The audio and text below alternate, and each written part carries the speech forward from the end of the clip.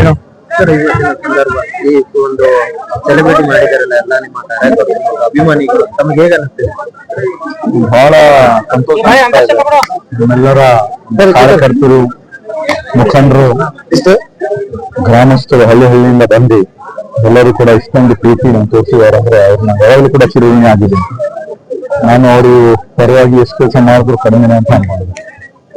Sir ಈ ವರ್ಷ ಬರಗಾಲ ಭೀತಿ ಎದುರಾಗಿತ್ತು, ರೈತರಿಗೆ ಏನಾದರೂ ಕೂಡ ಪರಿಹಾರ ಸರ್ಕಾರ ಘೋಷಣೆ ಮಾಡಬಹುದು? ನಮ್ಮ ಮಾನ್ಯ ಮುಖ್ಯಮಂತ್ರಿ ಮೊದಲನೇ ಒಂದು ಸಂಪುಟ ಸಭೆಯಲ್ಲಿ 3ನೇ ತಾರೀಕಿಗೆ ನಾವು ಪ್ರಮಾಣ ವಚನ 5 ಗಂಟೆಗೆ ಸ್ವೀಕಾರ ಮಾಡಿದ್ವಿ.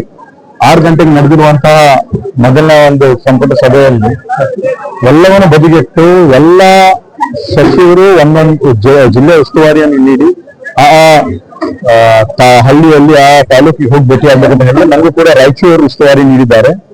ಅದರಿಂದ ಅಲ್ಲೆಲ್ಲ ಇರ್ತಕ್ಕಂಥ ಸುಮಾರು 7-8 ತಾಲೂಕುಗಳಿಗೆ ಭೇಟಿಯಾಗಿ ಜನರ ಒಂದು ಸಂಕಷ್ಟ, ರೈತರ ಅದರಲ್ಲಿ ಭಾಗಿಯಾಗಿ ಏನೇನು ಸಮಸ್ಯೆ ಇದೆ ಅಂತ ನಾವು ಒಂದು ವರದಿಯನ್ನು ಒಪ್ಪಿಸಿದ್ವಿ.